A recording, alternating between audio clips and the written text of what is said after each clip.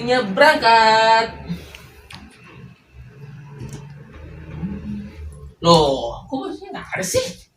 Ih, Ibran nggak ada sih ya? Ih, kesel mana sih bajunya? Ah.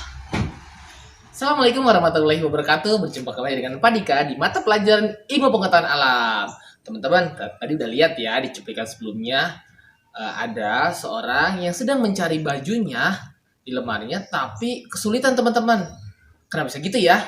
Nah, karena lemarinya berantakan teman-teman. Nah, makanya dia kesulitan mencari baju yang dibutuhkan. Oleh karena itu, penting buat kita semua untuk bisa merapikan baju yang ada di lemari kita ya teman-teman. Sehingga saat kita butuh, kita bisa mencarinya dengan cepat.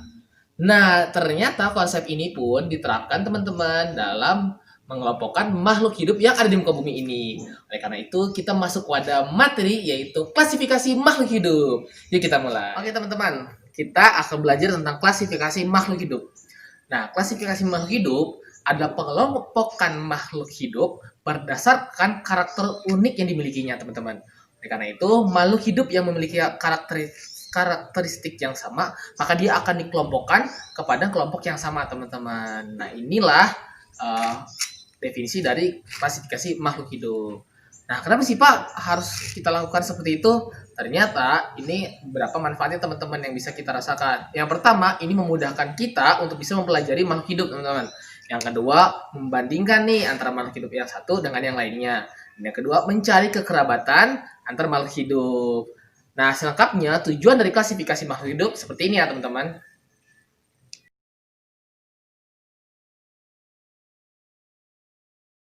Oke, itulah tujuan dari klasifikasi makhluk hidup teman-teman. Di klasifikasi makhluk hidup itu memiliki cabang keilmuan tersendiri, yaitu taksonomi. Nah, di klasifikasi makhluk hidup itu terdapat 7 takson tingkatan teman-teman. Takson itu apa Pak?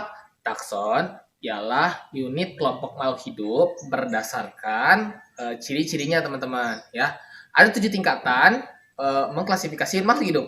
Yang pertama adalah kingdom, yang kedua ada filum atau divisi, yang ketiga ada kelas, yang keempat ada ordo, kelima family, keenam genus, dan ketujuh spesies. Itulah 7 takson dari klasifikasi makhluk hidup. Kita akan bahas satu-satu seperti apa. Yuk kita mulai. Yang pertama itu adalah kingdom atau kerajaan. Merupakan takson tertinggi dan memiliki paling banyak anggotanya teman-teman. Contohnya ada apa aja sih Pak? Yang pertama itu ada kingdom plantae, yaitu kingdom dari tanaman atau tumbuhan. Kemudian ada animalia, kingdom dari para hewan. Kemudian ada fungi, yaitu kingdom dari jamur. Dan yang keempat ada protista, yaitu kingdom dari mikroorganisme. Oke, yang kedua itu filum atau divisi. Filum untuk hewan dan divisi untuk tumbuhan. Contohnya seperti apa? Filum ini contohnya misalnya ada Porifera, ada Soleterata, ada Platyhelminthes, ada Nemahelminthes, dan ada Chordata atau hewan yang bertulang belakang. Kemudian di filum, di divisi atau tumbuhan itu contohnya 3 nih teman-teman. Ada Bryophyta, tanaman lumut, Spermatophyta, tanaman paku, dan Pteridophyta, tanaman berbiji. Oke, itu dari film dan divisi teman-teman ya. Adalah yang ketiga kelas ya teman-teman. Kita bisa mencontoh tadi dari film misalnya Chordata teman-teman ya. Film Chordata memiliki kelas nih teman-teman. Ada 5 kelas. Yang pertama ada Pisces, kemudian amfibi, ada reptil, ada aves, dan mamalia.